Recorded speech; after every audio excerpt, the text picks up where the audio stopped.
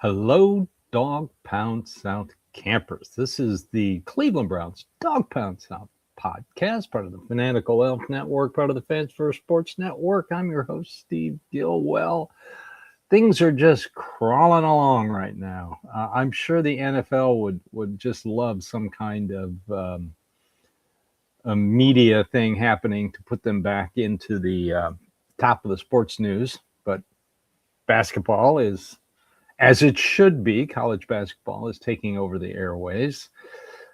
So, what is there to talk about, really? I mean, well, Thursday night, we talked for over 45 minutes about the Browns and found stuff to do. So let's get into some little newsy and notey type things.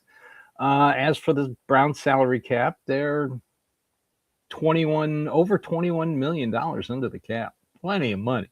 Whoever said that they are in cap hell has no clue how the cap works.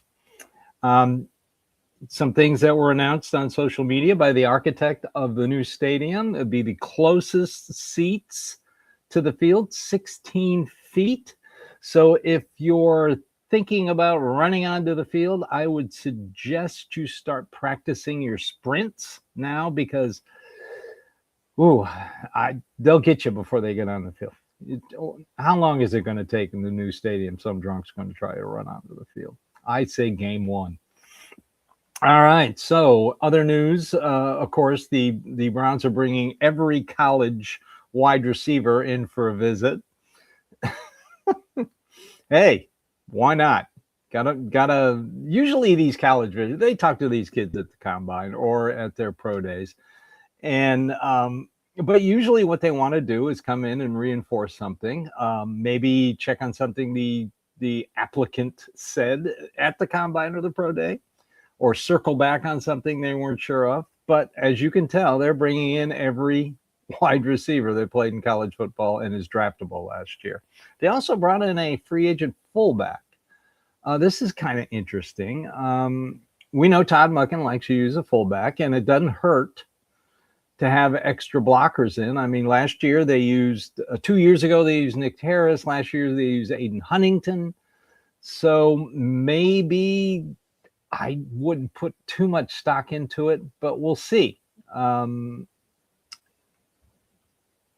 I possibly. I don't know much about this guy. I know he's been hurt, and he still is hurt. So we'll have to wait and see on the fullback. Wide receiver, like I said, they're bringing in a ton of wide receivers. They're still sniffing around Jawan Jennings, but his price is way too much. All these free agent wide receivers, they are just asking for a ton of money. They're asking for it now. They're trying to get a team that's desperate for a wide receiver before the draft starts. Because once the draft starts, all their prices are going to come down.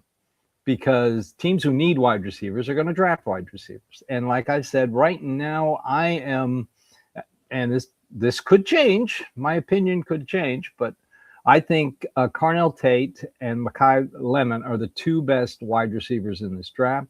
I think both of them are first-round talents.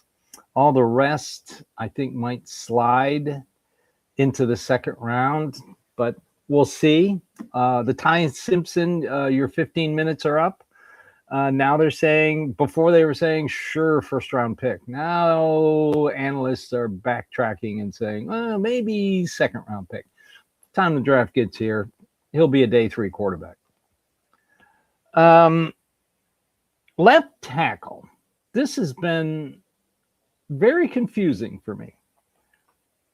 Now, there really isn't that many good free agent left tackles on the market right now.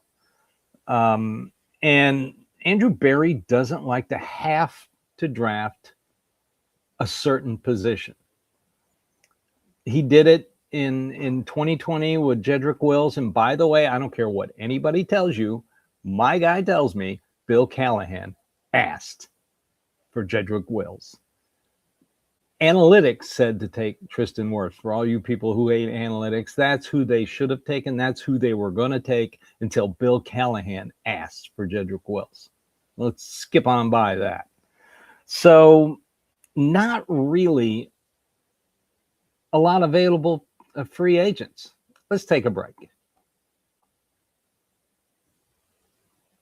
I mean, if you look at the list of NFL free agents right now, everybody's talking about Taylor Decker, longest tenured offensive lineman for the Detroit Lions. Asked for his release.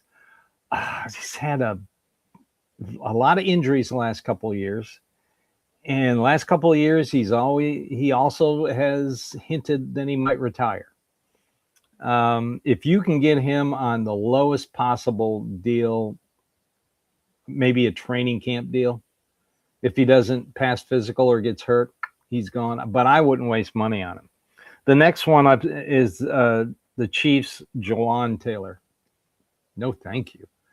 I mean, the Chiefs aren't going to sign him. There is an interesting guy that's still out there, Jonah Williams, played for the Cardinals. He's a former first-round draft pick, and you know how Andrew Berry loves him some former first-round draft picks.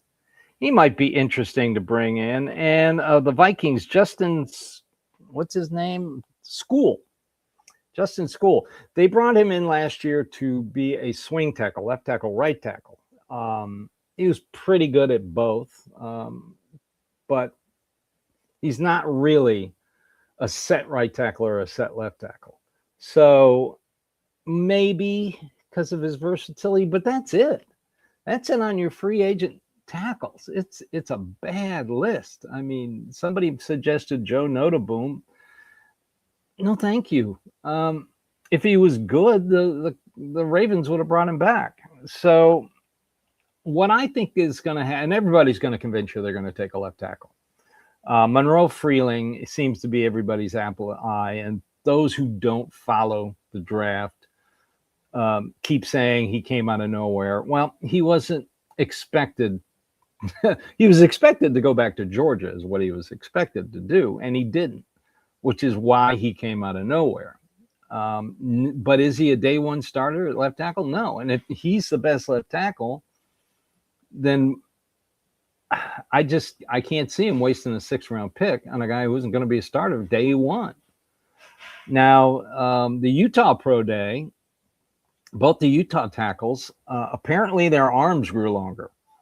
And Lomu and Fano are both are good right tackles who can transition to left tackle. So maybe in the 24th pick, one of those will be there if Andrew Berry is going to do that. I'm thinking, and this is just my opinion, pure speculation. You can believe me if you want to, but I think I know how Andrew Berry works when it comes to the draft. I'm thinking he's got a deal set up for a tackle on another team to take the salary. Teams love to draft young players to replace older, more pricey players. So I have a feeling that some team out there overpaid for a tackle, and they are regretting it, and they want to take a day 2 offensive tackle. So if that should happen, if there's a player out there like that, you better believe Andrew Berry would be all over it. He could take this guy, redo the contract, because, again, they've got plenty of salary cap, and give him to the new offensive line coach and see what he can do. I just cannot imagine Andrew Berry having to take a position. Last year, everybody criticized him for taking Carson Schlesinger with the first pick in the 2nd round, but he knew JOK wasn't going to be back, and this guy was the best linebacker in the draft.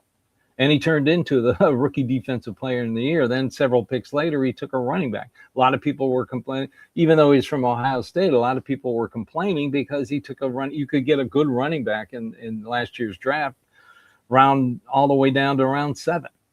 So, but again, he didn't box himself in with a positional value, and that showed growth on Andrew Berry, and the fact that he had a 1st-round pick for the first time in 3 years. So I cannot believe that they would be pigeonholed to take a left tackle, because they absolutely have to. He's got some kind of deal I just got a feeling he's got some kind of deal out there already set up that he set up at the combine. Remember, nobody knew about that trade down with Jacksonville last year, except one national reporter. And I'm still going back through my files on my computer to find out who said it. I have a feeling it was Benjamin Albright, but somebody said there would be a trade in the top 10 the day before the draft. He was hearing. So I think it was him. So, I just can't see. I can't see Andrew Berry putting himself in that position. And finally, one of my favorite players, Mahmoud Diabate, signed with the Titans. Good linebacker depth,